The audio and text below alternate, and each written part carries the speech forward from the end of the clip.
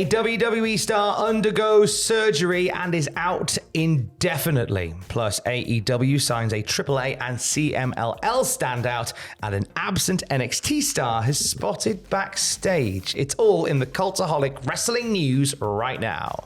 We're sending best wishes to one of wrestling's favourite Vikings, who we might not see in the ring for a while. Yeah, so Eric from the Viking Raiders gave us a health update on Instagram, and he shared an x-ray of his neck fusion surgery and its results as well. He said, "I cannot express the proper gratitude and thankfulness to the amazing Dr. Cordova and his incredible staff at Andrews Sports Medicine and St. Vincent's Hospital in Birmingham, Alabama, and to WWE for always making sure I have the best care possible. C6/C7 fusion surgery was successful and recovery begins now. I'm excited for all the possibilities once my cybernetic upgrades come fully online." He's turned into someone from Cyberpunk. Neck fusion surgery can go a number of ways depending on how severe it is. We know some people that had that neck fusion surgery and it basically ended their career. They made a decision to go, I'm going to go for comfort over wrestling again.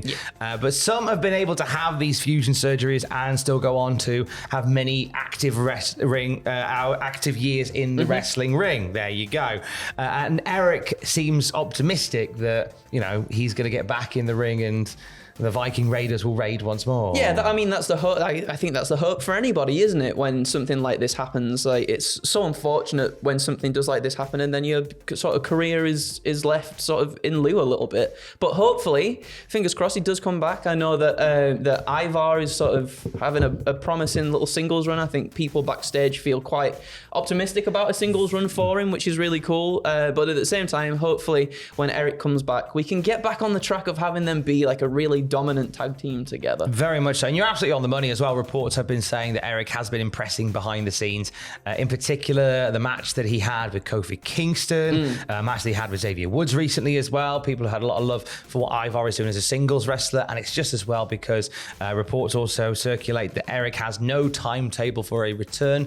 This isn't something you can put a date on. I guess it's just a case to see how you go, very much like Big E and the surgery that he had for his broken neck. You don't put a time frame on that, and you just kind of, you take it sort of month by month. So obviously we send Eric our best wishes going forward. However the future looks, a full and speedy recovery is all that you'd ever want, isn't it? Absolutely, yeah. All that you'd ever want. Sending all the best to you, buddy. All the best. We will raid again in Valhalla, etc. No, because if you raid in Valhalla, that means you've died. Don't. Because that's where they go, isn't it? Well, they do, I guess in Assassin's Creed Valhalla, they go to Valhalla and they do have a big fight. They fight in Valhalla, don't they? Because that's what they like to do. Fight. They like to eat, they like to fight, and they like to drink. It's like a weekend in Bernie's. Or Bernie's. Bernie's.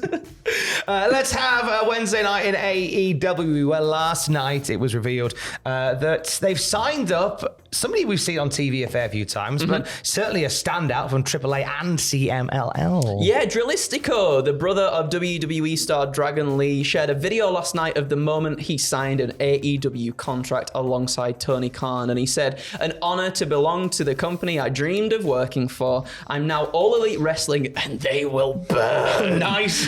Jesus. Thank you, Tony Khan, for the opportunity as I burn. He didn't say that. Drillistico started appearing for AEW last year as part of La Faction Ingobernable alongside Rouge and Andrade, all of which returned to TV on AEW Collision this past Saturday. Previously, he competed in CMML and AAA as well, to much fanfare. He's a great asset, I feel like AEW do a really good job of showcasing Lucha Libre and Luchadors as well. Yeah. Drillistico is the perfect fit, and hopefully LFI get more screen time now as well. They sort of align themselves with FTR, whilst the House of Black align themselves a little bit with Ricky Starks and Big Bill on Collision. So it looks like those two factions and tag teams are sort of facing off against each other. So I'm really looking forward to seeing what I think LFI are going to be a great fit for like the six-man division. Oh, absolutely, for sure. I think there's some fun to be had there. And fun was indeed had as part of the Impact Wrestling UK Invasion Tour. PW Insider have reported, and I I'm not saying this is a coincidence because I've just finished my first tour with Impact Wrestling. To a person that we spoke with, it wasn't me, by the way.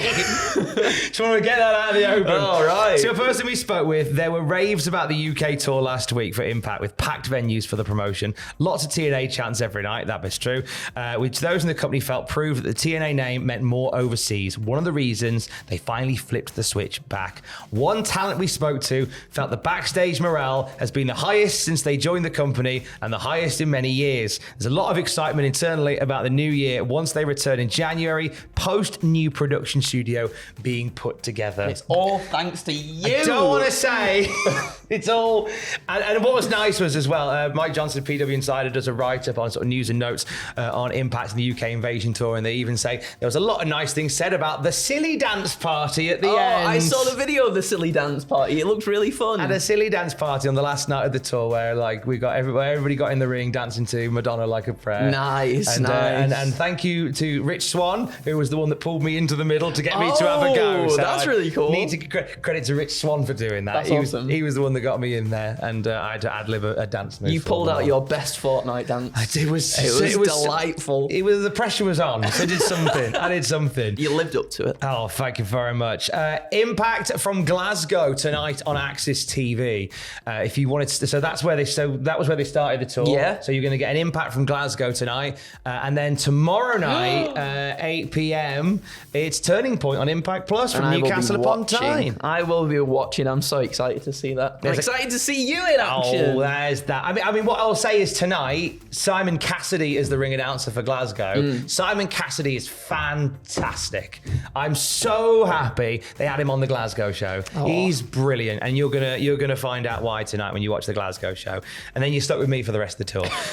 Sorry, Impact Locker Room. I have no idea why the morale was that high because you got rid of Cassidy after the first night. You pulled me in instead. Love Cassidy. But Turning Point, there's a countdown for Turning Point as well, about half an hour before, which will feature Grado in action and will feature on Impact Television the North Wrestling Champion Leon Slater defending the North Wrestling Championship on Impact Wrestling. So cool. I'm so happy for Liam as well. Like, such a... He had a phenomenal weekend, did Leon Slater, defending the North title at Turning Point in Newcastle, got signed to Impact the following day. Yeah. And if you want to see him in person, he's at Anarchy Brewery on Saturday night as North Wrestling returns for the last show of the year. Come and say hi. Literally about 10 tickets left. Really? That's that it. Fast? Wow. Honestly, we've hardly got any left. And then if you're umming and ahhing about it, it's the North return of Leon Slater. It's the North return of Amir Jordan. It's the North return of Joe Hendry.